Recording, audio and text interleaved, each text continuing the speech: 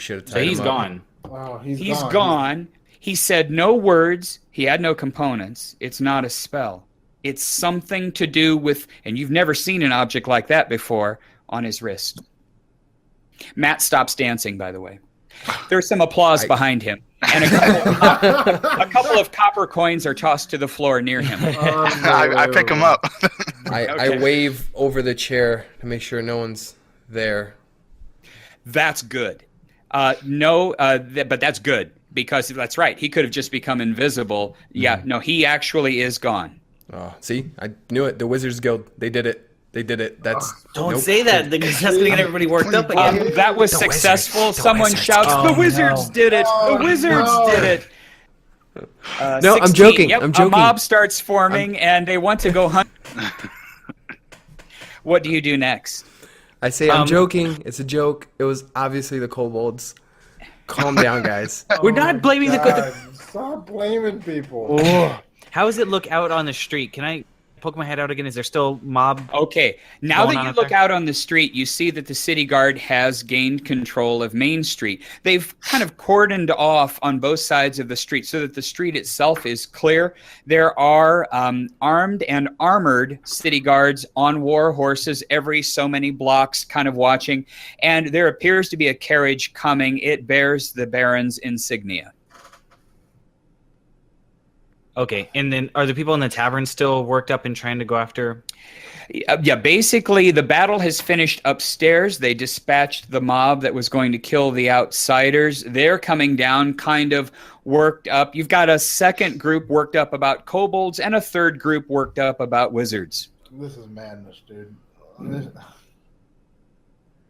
Okay. What would you like to do? I scream out to everyone, why can't we just be happy and dance like my friend here? The two people that threw the copper coins start clapping and chanting, "Dance, dance, dance, dance." I want to call out everyone. The Baron approaches, and I want to kind of move out and try and get people like more focused on that than blood. That was successful roll. That something about mentioning the Baron, that worked. Attention is now drawn. Let's hear what he has to say, and people start moving to the door to go out into the street and hear the announcement from the Baron. I want to look at Nillian and say, Nillian, that is how you motivate a crowd. Yeah. That is how you handle a crowd. I whisper to the group, oh, did the Baron do it then?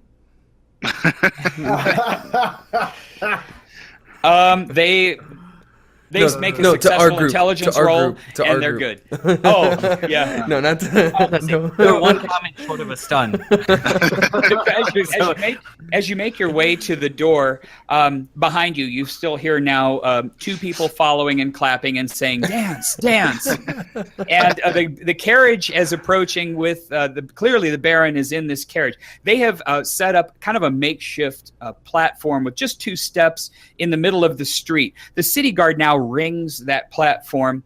The door opens on the carriage, and the Baron gets out in very fine clothes. Clearly, it's him. You've seen him before from being to Zoralan. He steps up onto the platform, and when he does, the crowd, at least, in this whole kind of area, pipes down, and they want to hear what he's got to say about this. The Baron begins his talk by greeting the citizens of Zoralan and saying, "This afternoon, our fair city was subject to a tremendous explosion of unknown origin. The last thing that we want to do is reach unreasonable conclusions as to the cause and have chaos break out in our city because angry mobs want to go after whoever they think did this.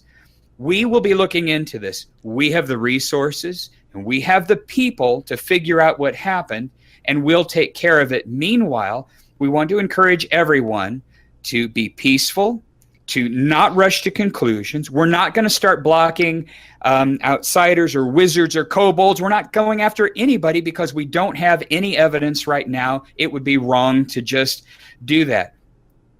Someone shouts from the crowd in your general vicinity, But what about the Wizards Guild? We know they've been working on secret dark magic for a long time, and we've been calling for regulations for years. What are you going to do about the Wizards Guild? Someone else off on your other side starts yelling, wait a minute, it's those kobolds. Don't forget about the prophecy. Someone near you says, prophecy, schmophecy. Who listens to mystics? Mystic? And that kind of thing starts going on. Now, Can I cast sleep on that guy? Sure. That's a success. Okay. Yeah, he nods off, kind of leans on the person in front of him, and they're like, off of me, and then he hits the ground. Someone else starts yelling about outsiders. The guard kind of tightens in toward the platform to make sure they've got this whole thing under control. And you notice now that where these people are yelling, city guards are kind of making their way through the crowd. And as they start coming into the crowd, suddenly these energetic, excitable people start piping down the presence of the city guard. The Baron reiterates, this is not a time to start throwing accusations around when we don't have any evidence of what happened. Let us look into this. We will send messages. We will post notices.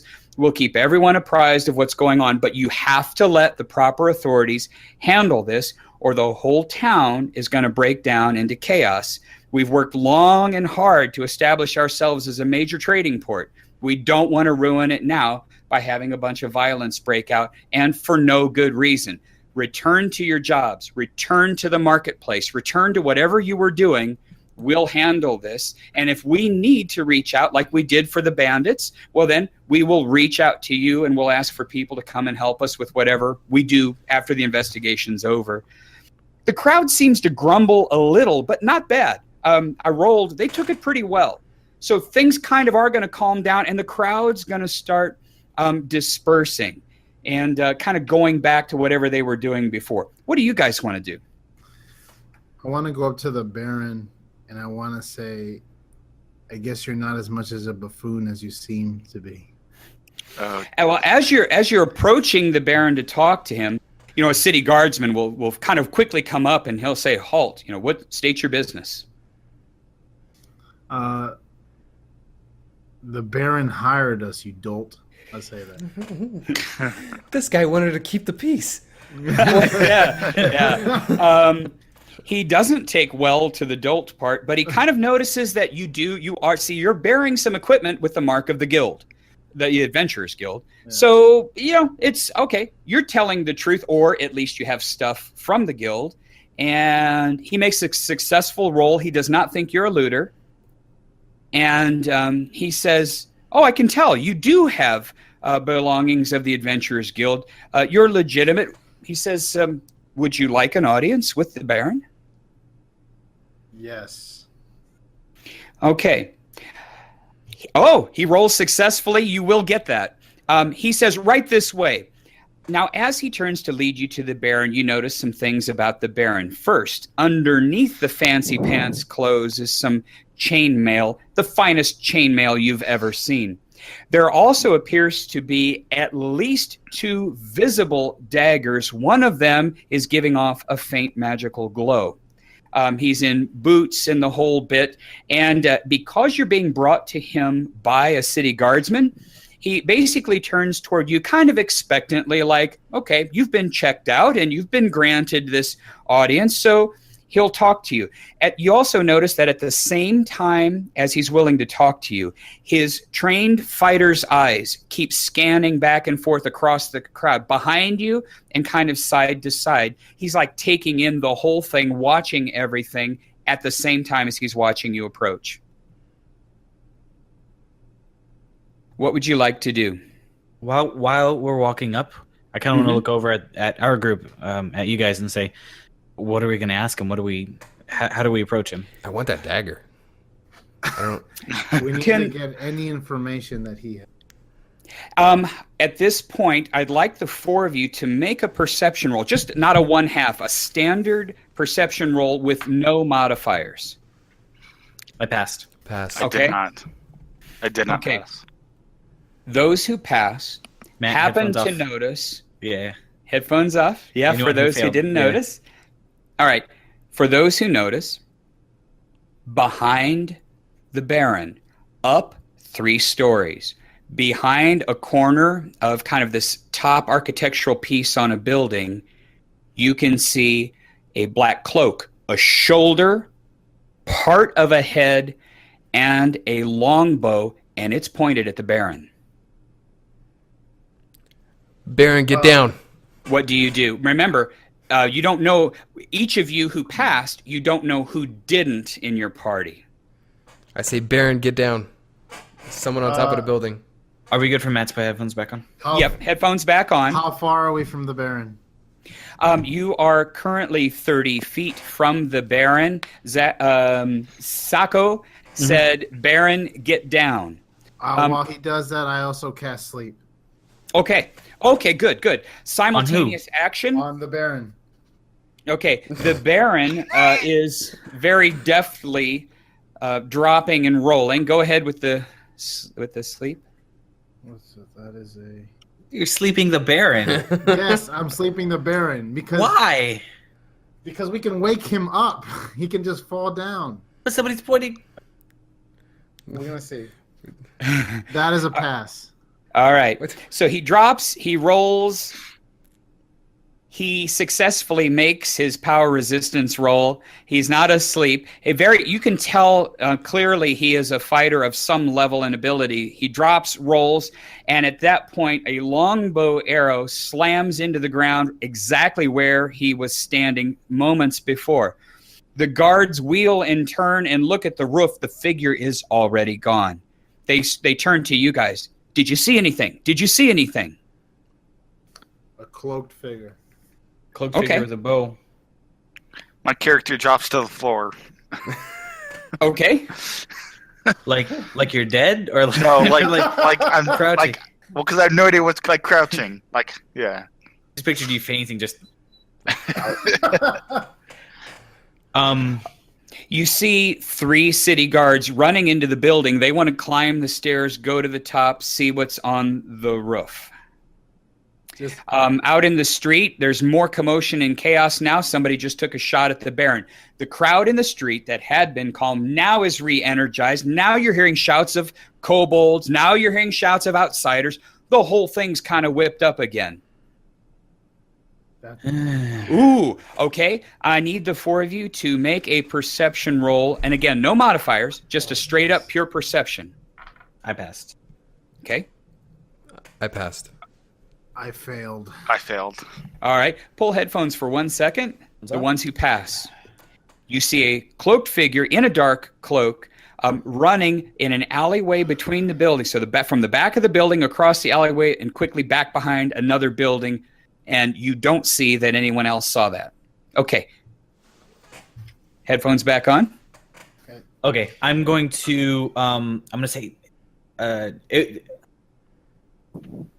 okay, what I saw was what was the same person we saw earlier. It looks to be exactly the same kind of cloaked figure that was on the roof with the arrow pointed down at. I'm gonna I want to take off after them and kind of tap each of the guys as I'm going and say, hey, I saw him go this way, but I'm trying to not alert the guard because I just don't want to. I don't let the guards know. Just I follow him, and as I do that, I yell out to the guards and say, "Get the Baron out of here. Get him safe." That goes very well. They gather him up into the carriage and turn back toward the keep. And now your party, is that correct? Your party is running after the cloaked figure? We are following Sako at the moment. Yeah, we're following. The Okay. race. Yeah. You successfully and easily navigate the alley. As you come around the corner in the back of the building, you see a cloaked figure now has mounted on horseback and is starting to head off down a side street. However, because of the location of the buildings, the way they're situated, you have a clear visual view of him and will have for the next several seconds. I shoot an arrow. I want to sleep the horse. Okay. All right. Sleep the horse. sleep the horse. All right. I'm gonna stun the horse. The spell will be faster. The power will be faster. Let's go to that and see if it's successful. I failed to sleep. All right. And let's go to the arrow. Well, Failed the stun. oh, you failed the stun. Okay. Yeah. And is it agility? I'm sorry. Is it, It'll be your bow skill. I, did, You're a rogue, so Skill score. I didn't never set that up. You have a skill score, yeah? you're a rogue, right? Yeah. Yeah. So it's 7. Skill score. Okay. Yeah.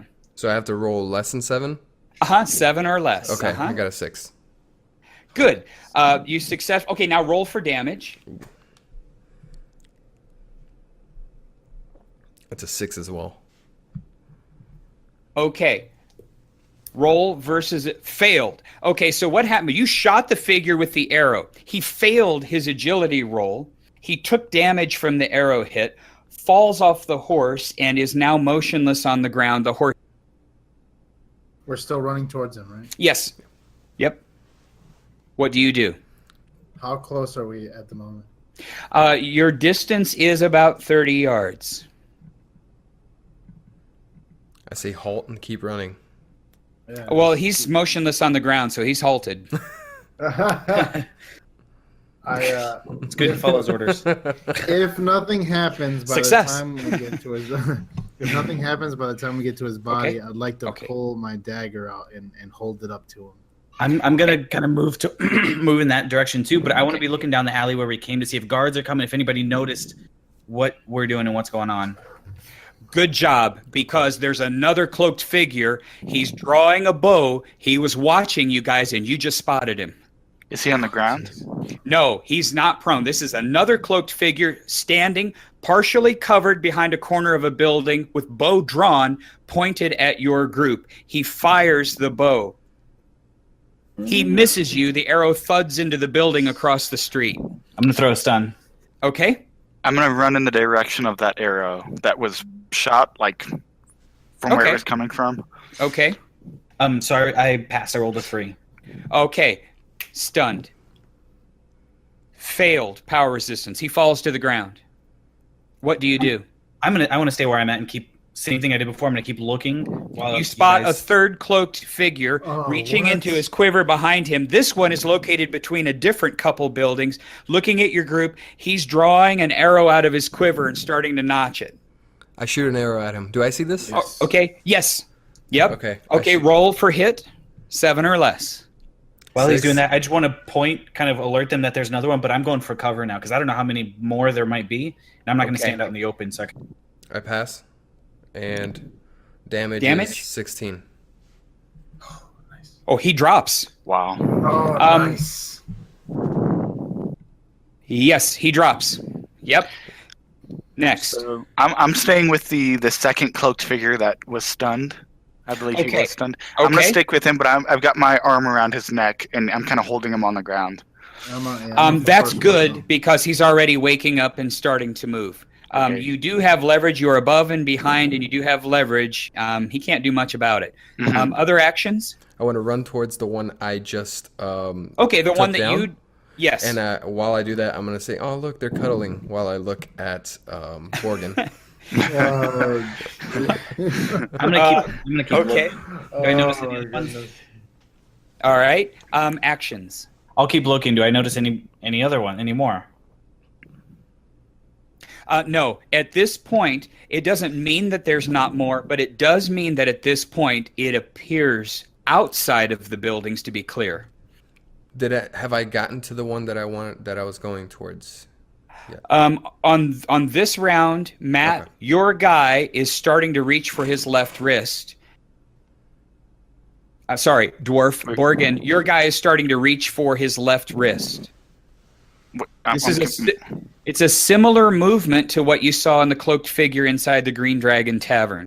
Okay, so when I notice it, I want to try to knock his hand. Okay, roll d20 and just tell me what you get. Chop it off. 2. Oh, You were more successful than him, so you've knocked his hand away. Mm-hmm. Okay, let's go to Vidar. And what's your action? You now reach the cloaked figure. So I want to kind of drag it into if there's a place around me that I can just take cover in case there's another person trying to shoot me. You can find. You can go around the corner of the building, or now from the street. And Yep. he is. Can I tell if he's dead? He is not dead. He is not dead. Okay. I grab my dagger and I put it towards his throat and I check him. Okay. How do you check him? So I pull the hood off and I just kind of Okay. pat him down and I check his Okay. wrist as well. Good. You pull the hood off. You see what appears to be kind of like a basic human figure. And he is bleeding. He is dying. He has an insignia on his robe. It's a dark blade, slightly curved, like a saber. He's reaching for his wrist. I stab his wrist with my dagger. The hand that's going for it. Like not the wrist with the thing, but the other one that's going for it. You're a cold man. You're successful. Actually, you're so successful that your dagger goes through his hand and pins it to the ground. That's what I was going for. Then I ask him. Okay. Oh, Calculated. Go ahead. Go ahead. He screams in pain, I would and say, you ask. what are you doing here? What is this emblem? He grabs at that wrist, and he wavers, shimmers, and disappears. Your dagger is in the ground, still covered with his blood. But he could reach it? No. Matt, what do you do? Yeah, so I guess am I be standing behind him? Yes. I guess it wouldn't. I'm a dwarf. I'm kind of small compared to Right. you. But he was already on the ground, so. Yeah. So the idea is that I want to keep him on the ground. I'm going to ask him, who do you work for? While this is all happening, I Yes. saw Pedro's, half crippled Yes. guy. Like I saw that happen, and I say, "You try," and I point my my dagger a little bit closer to his throat, and say, "You may disappear, but you won't make it past my dagger if you try anything." I yell, just kill him. Okay, Nillian, I have to tell you something that only you are going to know because you're with this guy. Can you guys pull the headphones for 1 second? Nillian, your guy looks up to you and says, "Help me. I want out of this." Okay, back on, guys. Matt, the figure that you're standing with, that you've been holding down, you knocked his hand away. He reaches again for that left wrist. Yeah, this time I'm going to grab for his hand and see if I can pull it behind him. Roll D20 and tell me what you got. 8. He beat your roll. He gets to his wrist and shimmers and disappears. Oh. I say it's okay. So I see that. I notice that he disappears after what just happened. I mean, I say, "Who are you?" He gives you his name.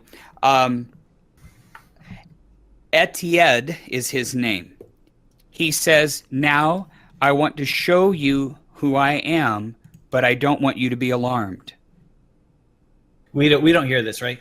I would assume at this point your party is regathering around the last guy who actually has one of these hooded figures. Yeah. I still have. I've pulled my dagger a couple inches away from his throat, but it's still close enough that I could take action if need be.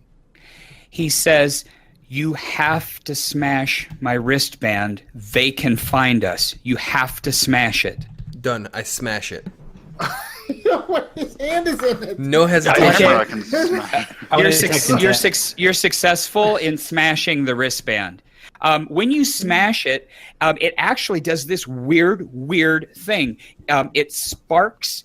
There's one of the gems is sort of like a square crystal see-through gem thing. It smashes. There's sparks that go off, and some kind of smoke. And the ground, the dust is like charred beneath it. Not a huge thing. It's just like something was in there, kind of flamey. It's so weird because your world has never seen anything like this, but it's definitely smashed and non-usable.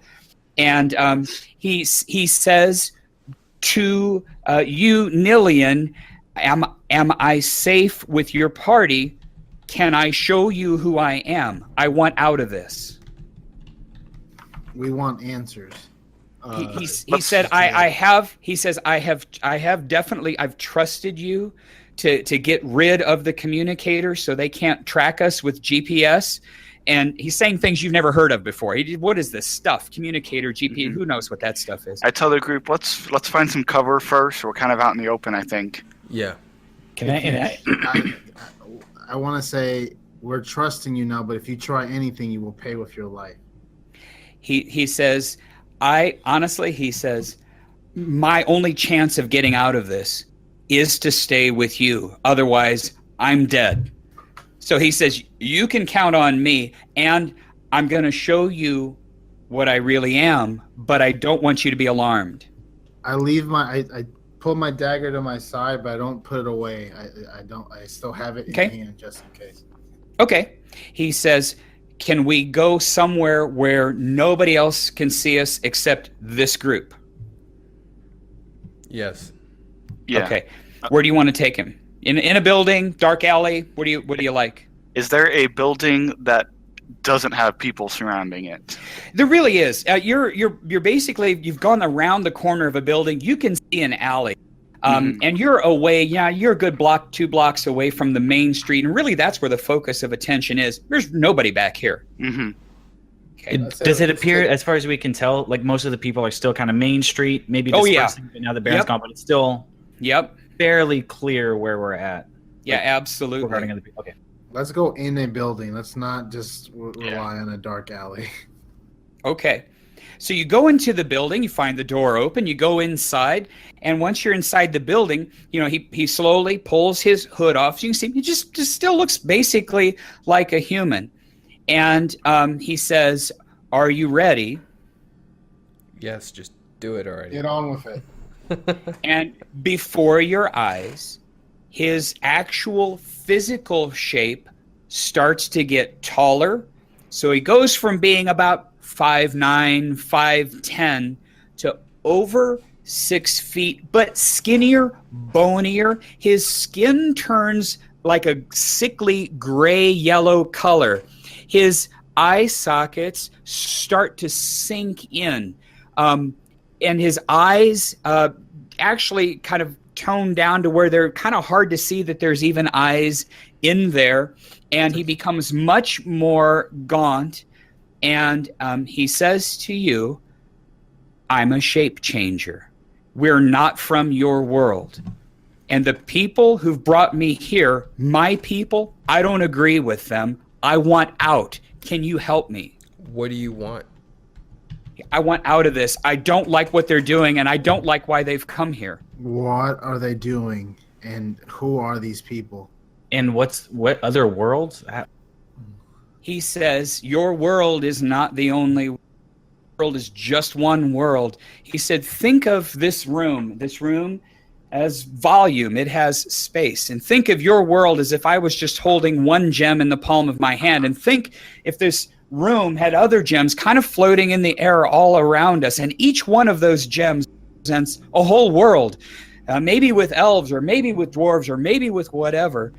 All of these worlds, your world is like that, and there's other worlds out there. And my people have come in a special kind of ship that can sail the places between worlds, not like on the water like your ships, but can sail between the worlds. My people have come here for bad reasons. I want out. I can't do this anymore. He barely gets that out of his mouth when his head erupts in a brilliant green flame. He's been shot from the top of the stairs, behind you and over your backs. Another cloaked figure holding something in his hand, sort of like a crossbow. A green flame of light has erupted from that and shot this guy, whose head explodes before you and his body drops to the floor. The figure on the stairs touches his wrist and disappears.